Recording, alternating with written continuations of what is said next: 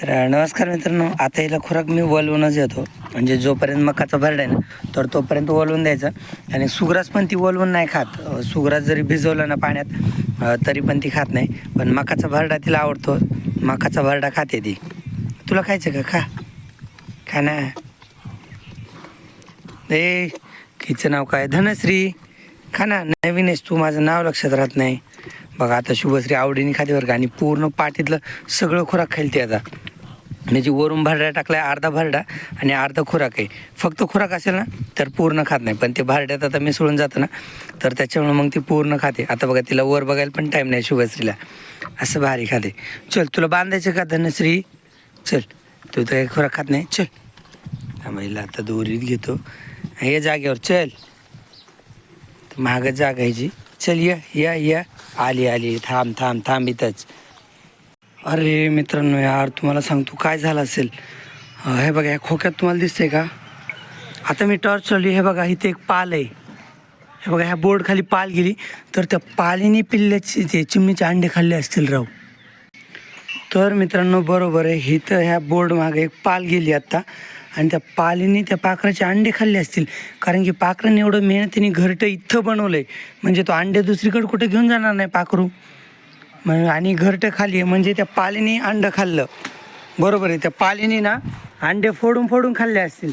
तिला असं जरी नाही तर काय माहीत, पालीने तेवढं तोंड पण मोठं केलं असेल, नाही तर ते अंडे फोडून फोडून खाल्ले असतील. पण त्याले अंडेत ना पालीनेच खाल्ले, कारण की एक पाल आहे त्याच्यात. यार ती पाल मला अगोदर दिसली असती तिला मारलं असतं, पण ती पाल बी आता बोर्ड महागं बिल्लपली, आता मारता पण येत नाही. पण अंडे तर त्या पाखराचे खाल्ले यार पालीने. आणि काल मी बघितलं तेव्हा पाल वगैरे काही नव्हतं तिथं. मला काल पाल दिसली असती तरी मग ते मी पालीला तिथून लावलंच असतं, नाही तर तिला पकडीने पकडलं असतं, काहीतरी केलं असतं, पालीचं नियोजन लावलं असतं. पण जाऊ द्या यार, बिचाऱ्या पाखराच्या नशिबात ते अंडे नसतीलच, काय माहिती. हे मी कॅरेट भरून ठेवले तिथं 5-6, तर त्या शेडमधल्या गुरांना खायला टाकले.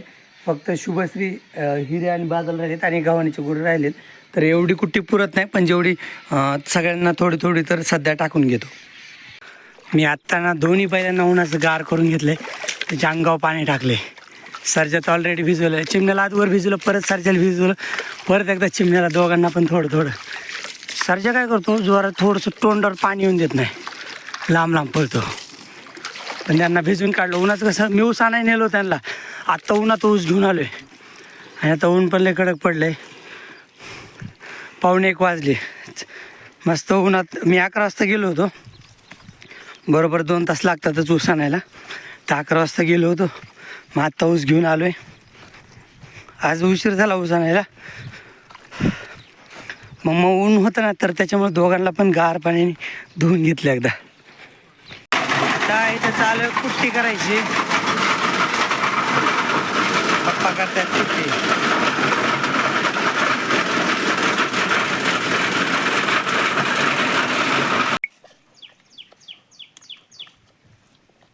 तिलाच पहिल्यांदा पाणी ठेवलं बकेटीत तिच्यासमोर. तिला कळणंच काय करायचं नेमकं. ते नाकाला लागलं चाटते, पण हळूहळू लागण सवय अशीच. तर एवढ्या लवकर तर वासरं पाणी पित नाहीत, पण उन्हाळा आहे ना तर त्याच्यामुळे त्याच्यासमोर ठेवलं आहे. तिला जर प्यायचं असेल तर पिईल, कारण की लहान वासरांना पाण्याची गरजच लागत नाही 2 महिने तरी. आता महिना झाला असेल हिला, 1 महिना पूर्ण झाला असेल. पण ते कसं आहे, आता उन्हाळा चालू आहे ना तर त्याच्यामुळे त्याच्यासमोर पाणी ठेवलं आहे मी, कारण की उन्हाळ्यात तहान लागू शकते. पण ती कशी खेळते पाण्याला. ती म्हणत असेल काय बाबा हे नवीन, नाकात जाते माझ्या.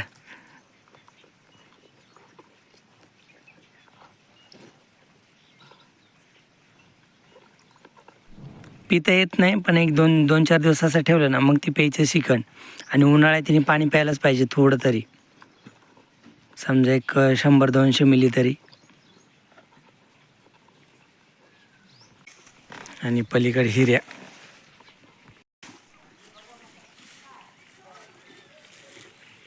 तर मी तिथून नेपेर तोडत इथपर्यंत आणलं आहे. एवढा नेपेर तोडला, आणखीन 2 कवळे तोडायचेच आहेत, म्हणजे आणखीन थोडा तोडायचाच. हे पाटाने पाणी येते आणि आपलं कडवाळ भिजवायचं चालू आहे. आता जवळपास भिजवायचं झालंच. हे 2 दिवसात पप्पांनीच दारे धरलेत कडवाळचे. मी फक्त आत्ता आलो आहे, कारण पप्पा घास भिजवायला गेले होते, म्हणजे जुना मेथी घास घासात पाणी आहे ना, तर तिकडं बघायला गेले होते. तर त्याच्यामुळे एवढं दार मी बदलतो. तेव्हा पाणी पण पार शेवटला गेले, बगळे बसले तिथे पाणी गेले, त्याच्यामुळे एक दार मी बदलतो.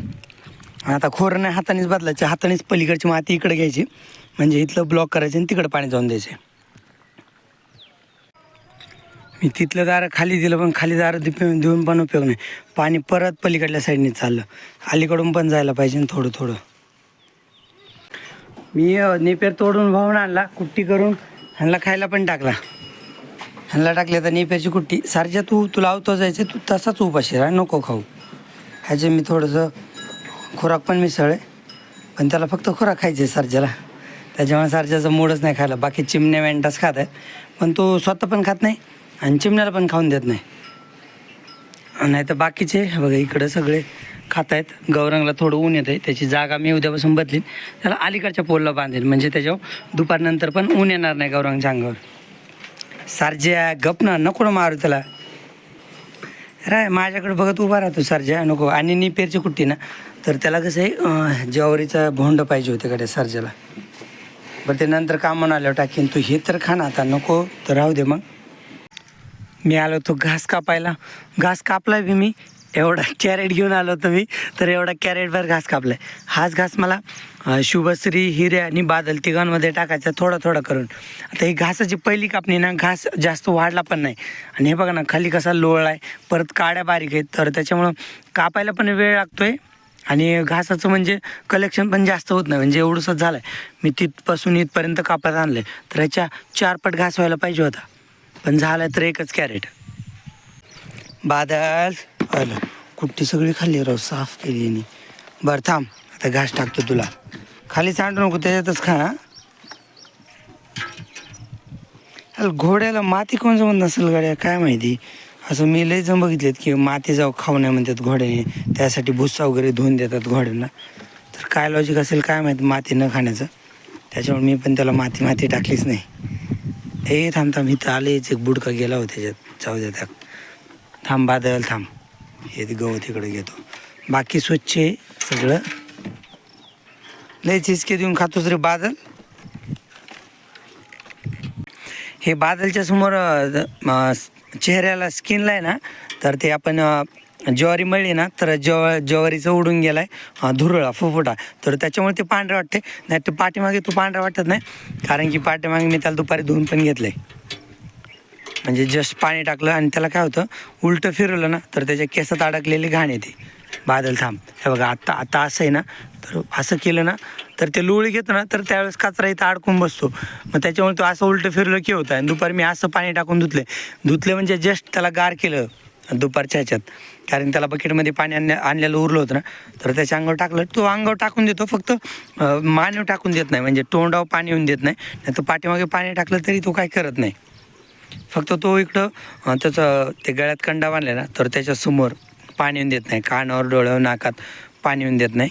त्याच्यामुळे इथं जरा जास्त पांढरं दिसते. नाही तर पाठीमागं सगळं अंग पांढरं होतं, पण मी पाठीमागं त्याला 1-2 वेळेस धुतलं म्हणजे जस्ट हलकं पाणी टाकायचं वरून, उन्हाचं त्याला गार वाटावा.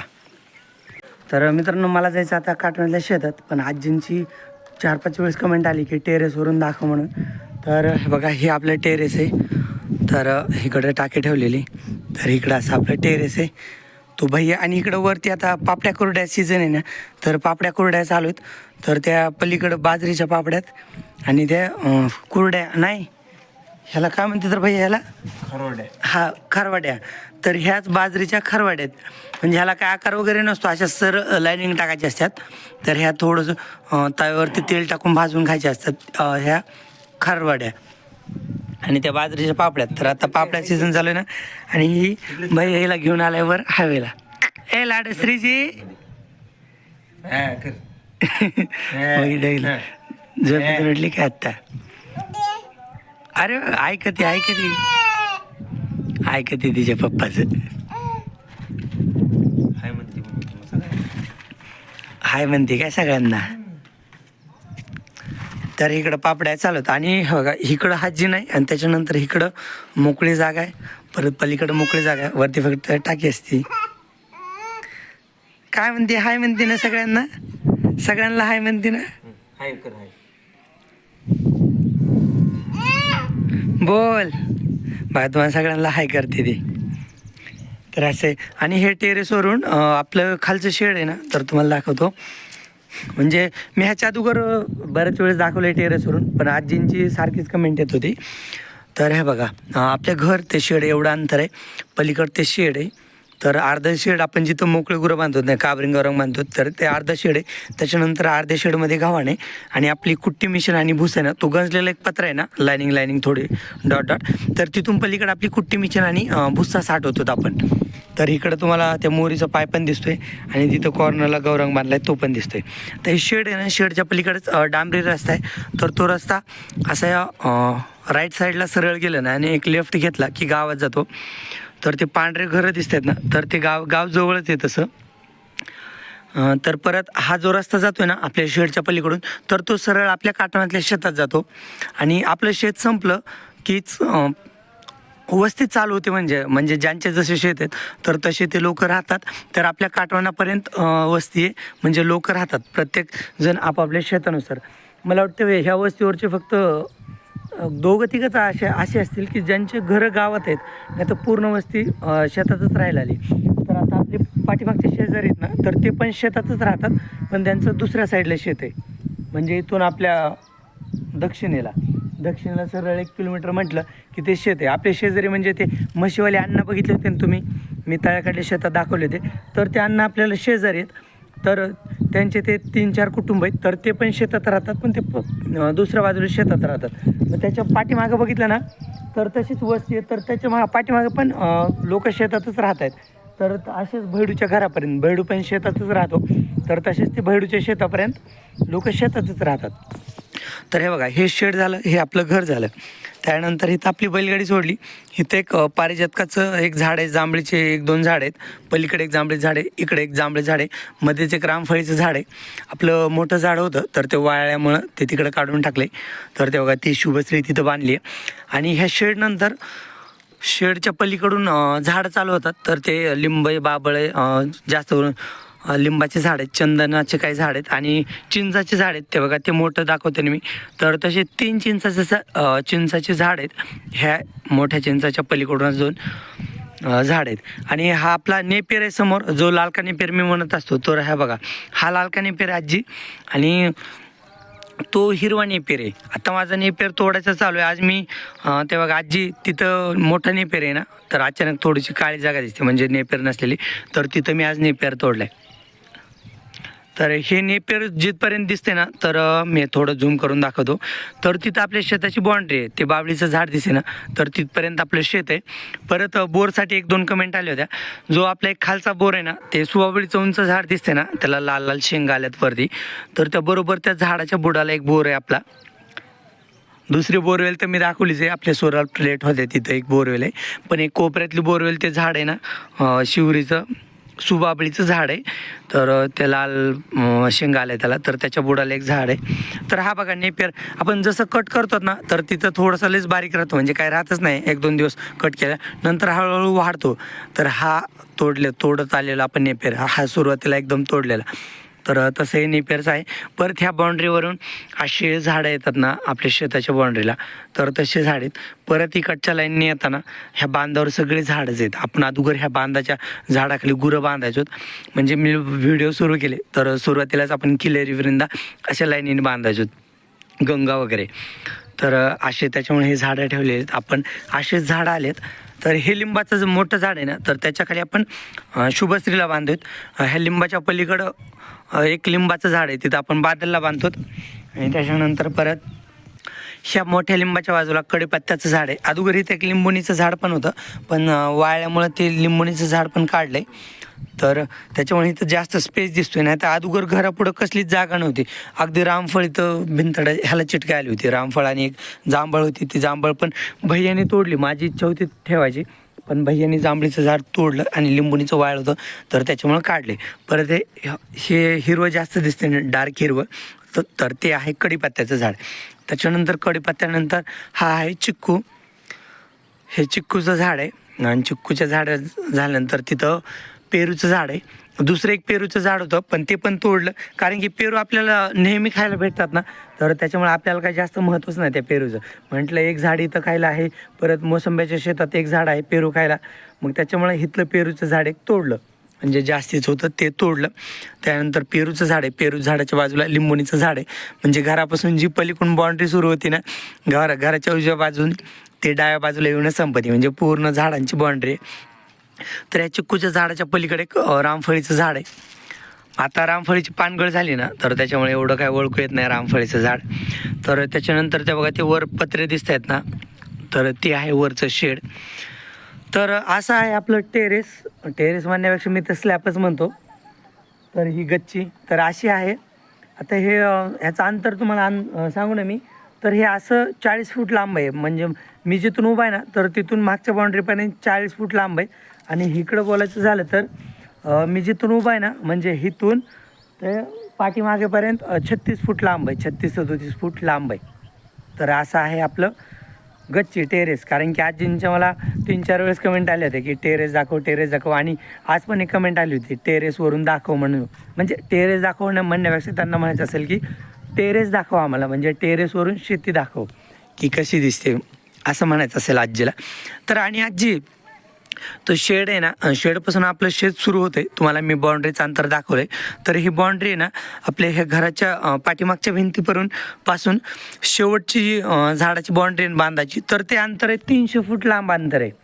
300 ते 325 फूट लांब अंतर आहे पूर्व पश्चिम. आता मी आपल्या घराचे जे समोरची बाजूने आहेत, ज्याला आपण तोंड म्हणतो, तर ते पूर्वेकडे आणि पाठीमागे सूर्य मावळायला लागला आहे, म्हणजे ती पश्चिम दिशा आहे. तर पूर्व पश्चिम आपलं शेताचं अंतर आहे ना, तर 300 ते 325 फूट अंतर आहे. आणि इथून आपले शेत सुरू होते. तर ते असंच ह्या शेतापासून आपलं शेत असंच खाली आहे. म्हणजे ह्याच्यानंतर ते हावदावलं शेत आहे, हावदावल्याच्या नंतर मोसंबीचं शेत, मोसंबी झाले की आपल्या खपली गावाचं शेत, खपली गाव झाल्यानंतर परत पाठीमागे डाळिंबाचं शेत, डाळिंब झालं की आंब्याचं शेत झालं की त्याच्या खाली हरभऱ्याचं शेत, आणि सगळ्यात शेवट ज्वारीचं शेत. म्हणजे एवढं एकत्र शेत आहे आपल्याला. मग इथं एवढं शेत आहे, मग ते शेवट ज्वारीचं. मग त्याच्यानंतर तळ्याकडं आहे काही आणि काटवणात काही आहे. आता मला काटवणात जायचंच, तर त्याच्यामुळे व्हिडिओ मी बंदच करतो. आणि एक तर फोन खराब आहे, आणि व्हिडिओत पण मी काय करतो, पटकन दाखवायचा प्रयत्न करतो ना, तर त्याच्यामुळे लयच गडबडीत होतं. म्हणजे मी पण व्हिडिओ बनवायचे शिकतो आहे आता, मग त्याच्यामुळे थोडी हालचाल होते व्हिडिओत, एकदम शांत दाखवता येत नाही तुम्हाला, पण असं आहे. तर हे झालं आपलं टेरेस. आणि आज जे मला आता काटवणातल्या शेतात बैलगाडी घेऊन जायचं ना, आणि ऑलरेडी उशीर होईल मला यायला, मग तुम्हाला मी असंच कधीतरी ज्यावेळेस वेळ भेटेल ना, त्यावेळेस तुम्हाला आपलं घर दाखवतो. आपलं घर तर म्हणजे शेतकऱ्याचं घर आहे, त्याच्यामुळं नुसते गव्हाचे गटुडे, ज्वारीचे गटुडे असंच असते, असं व्यस्त. पण तरी पण तुम्हाला मी एखाद्या व्हिडिओत आपलं घर दाखवण. आणि ऑलरेडी हा व्हिडिओ पण मोठा झाला आहे. तशी ह्या कोटीत ज्वारी ठेवली, इकडे ही बिल्ली आहेत, गुरांच्या कानातली बिल्ली पण करून घेतलीत मी. समजा कधी गव्हर्नमेंटने दुष्काळ वगैरे पडला आणि घरी चारा द्यायचं ठरलं तर त्याच्यामुळं. आणि बाकी ह्या असे दोऱ्या वगैरे तर त्या तर लागतातच, आणि ही मेडिसिन वगैरे असते गुरांना कधी लागलं तर.